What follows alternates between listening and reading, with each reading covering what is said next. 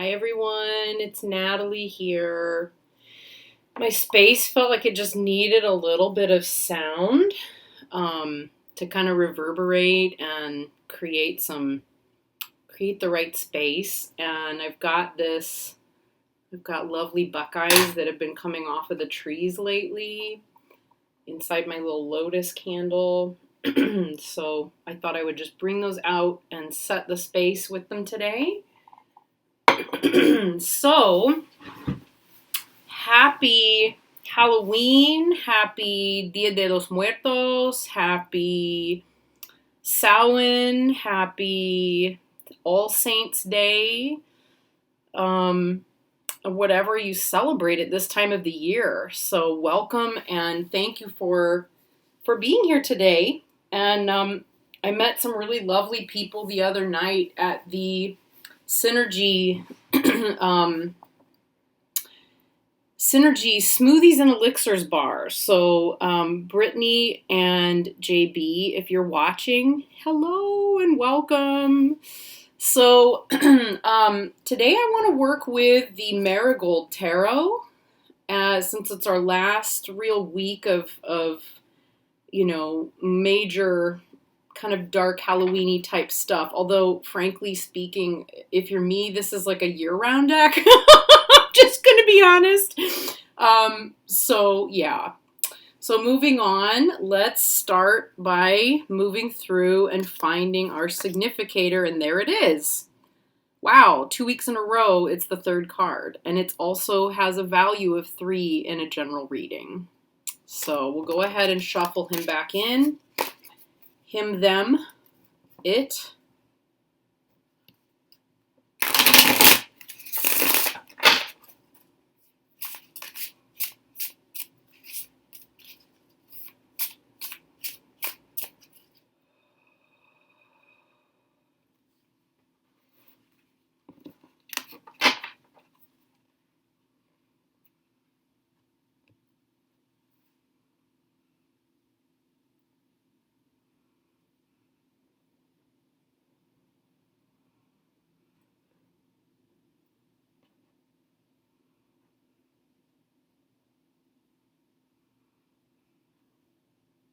We'll take note of that because that makes me wonder if our Fool is going to be there.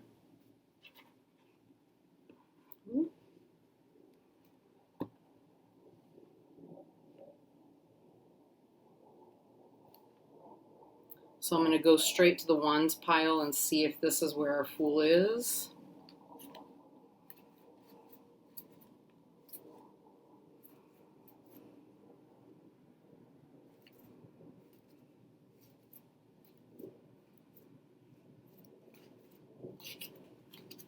Nope.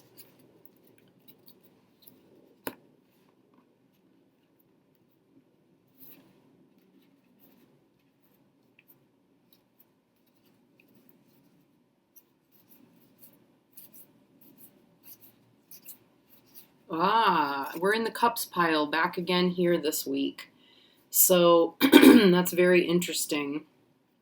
So be it remembered, pardon me, when the Fool or when our significator, whatever the significator is, shows up in the Cups pile, the way that we can solve problems in the coming week is going to be through feeling and being with emotions. So as we go into the week this week, it would seem that probably we're looking at dealing with things to do with the feelings, with emotions, with relationships. So anything that's interrelational or interpersonal, regardless of what else comes up, that's a big component of what's underpinning it.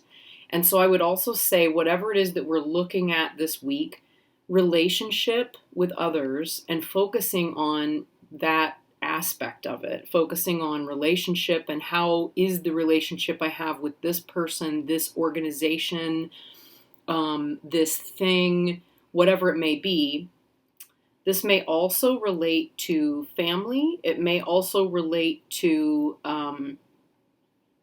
the possibility of a relationship, a new one that starts. It's anything along those lines that's interpersonal. So that said, let's go ahead and pull out our Menti deck. And we'll find and select a card.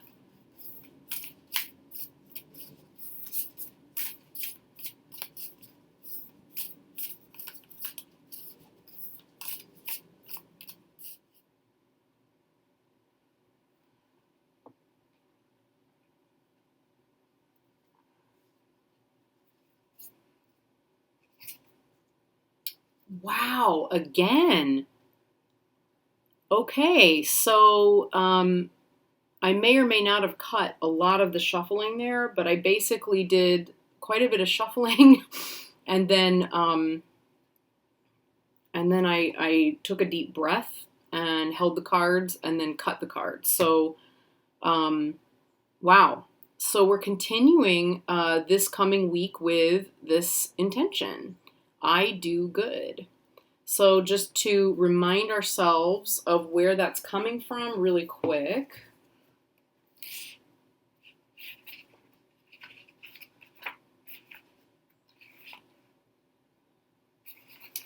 So again, well,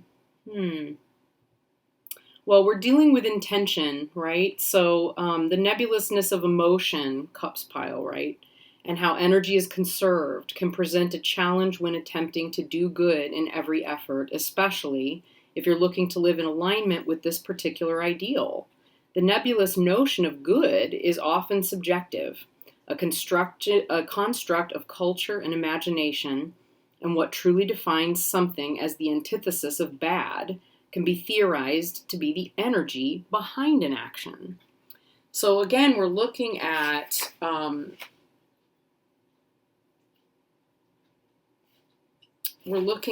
the need to formulate the intention to benefit all, right? So even in the way that she's holding that book, focusing her intention and then putting energy out into the world, right, is with the intention that it benefits everyone and that benefits everything.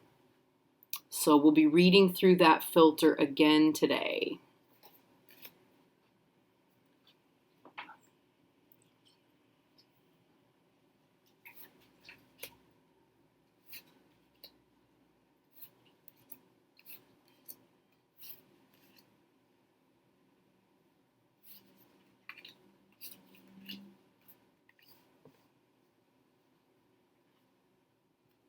Okay, so let's go ahead and see if we can count our cards here. I just took the picture for Instagram, so that's why this is right in the middle of it. I do that in between each time. So we've got the Fool to start at the head, and they're looking this way. So we're also going to go and count in an anti-clockwise direction. Fool is worth 3, so 1, 2, 3, including the Fool this time. But we don't include the card after that. So our first card is the Ten of Swords.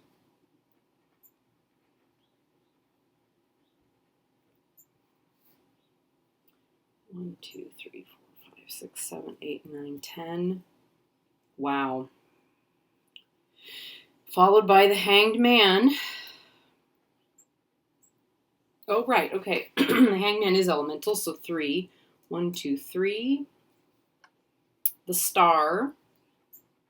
Okay, the Star is Zodiac, so 1, 2, 3, 4, 5, 6, 7, 8, 9, 10, 11, 12. Nice.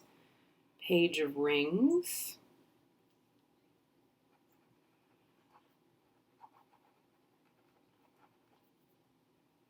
And that's 7. So 1, 2, 3, 4, 5, 6, 7. Oh boy. Okay, so a short one this week. Let's double check Natalie's counting, shall we? So the Fool is worth 3. 1, 2, 3. 10 of Swords. 1, 2, 3, 4, 5, 6, 7, 8, 9, 10. Hangman is worth 3. 1, 2, 3. Star is a Zodiac worth 12. 1, 2, 3, 4, 5, 6, 7, 8, 9, 10, 11, 12. Okay. Fewer cards this week because we had fewer fewer places to go with this. Okay, that was not so bad. All right, so we have the swords, the hanged man, the star, and the page of rings. So I don't think any of us needs to be too much of a tarot reading genius if we're conversant in that language to have a sense of what this is going to look like. Okay, so with the camera switched around, what we have is all four of our cards here where we can see them really comfortably this week, which has not yet happened, as all of you will know, as I've been filming these. So our first card, which is one that tends to give most of us the, sense of dread. I feel like this is not a sense of dread with the Ten of Swords. It can represent that, or on a bigger scale, and it may represent that for some of us. I think on a bigger scale, this Ten of Swords is showing us the ending of something and the beginning of something else. So it could be that there's a difficult emotional cycle or relational cycle with people, with things, with various different aspects of our lives, right? Because this is about the way that we are relating mentally to the world, okay? And I kind of like that Amrit Brar in this deck has chosen to use a skull for her Ten of Swords because, this is definitely representing, a way of thinking, a way of being, not a way of being, a way of thinking about the world, about, let's say, specifically about the way that we're relating to the world and the way that that's affecting our emotions that is unhelpful.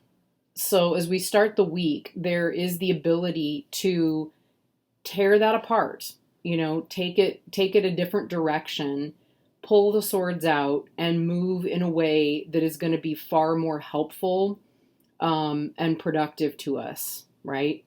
So instead of feeling trapped by our thoughts or by our way of viewing the world, thinking about the world, seeing the world, we can instead make choices that help us to release some of those thoughts that are less useful and constructive and move on to other things, right? Reformulate.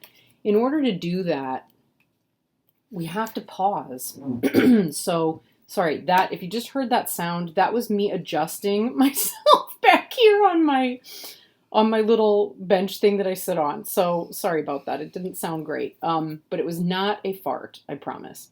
Okay, moving back here to the Hanged Man. Doing that is going to require space. It's going to require time.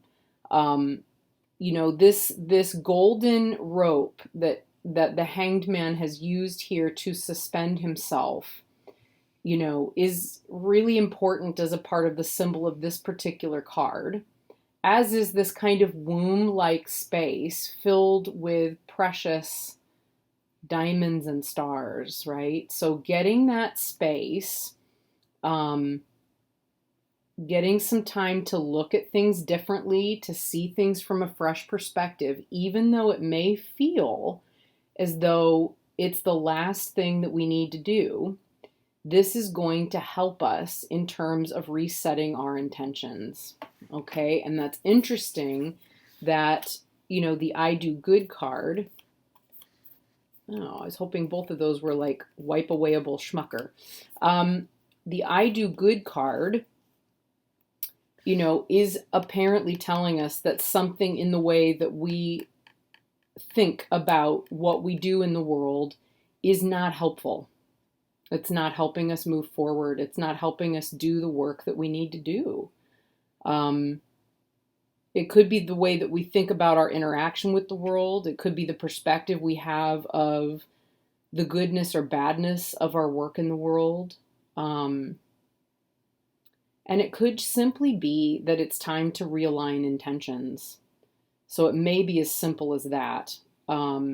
Restarting and realigning intentions so that they come together in a way that serves us and serves others. Okay. And in order to do that, We've got to take the time, and we've got to be able to release this way of thinking in order to get that fresh perspective. Deeply, deeply important. The star seems to be offering us opportunities for something new.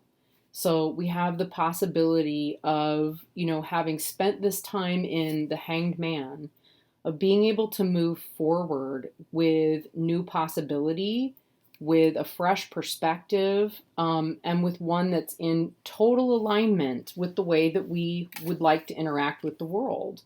So if we're hoping to shift our intentions and get them to harmonize with the concept of goodness, and benefit to ourselves, benefit to others, the intention of having a lighter heart, a gentler mind, a gentler way of being, this opportunity to pause is what's required in order for that to take place. So we're able to start a new beginning here.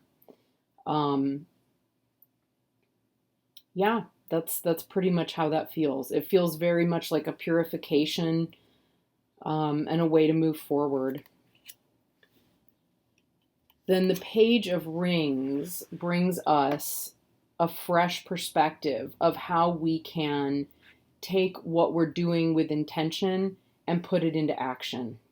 So we've got her hands here holding this golden ring, and she's got this refreshed golden, perspective here. This is so interesting. There's also, on the forehead of this card, there is a gold coin. So it's being able to take what we know to be true as an intention, and through the hands, through our actions, the representative of our actions in the world, put that into being. We can create it and make it real.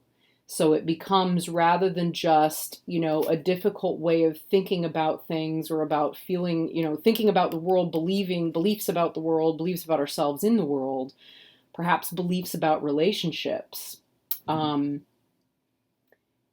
It's not just that it's going to affect our emotions, and the way we feel. It's going to become something that we can actually put into motion.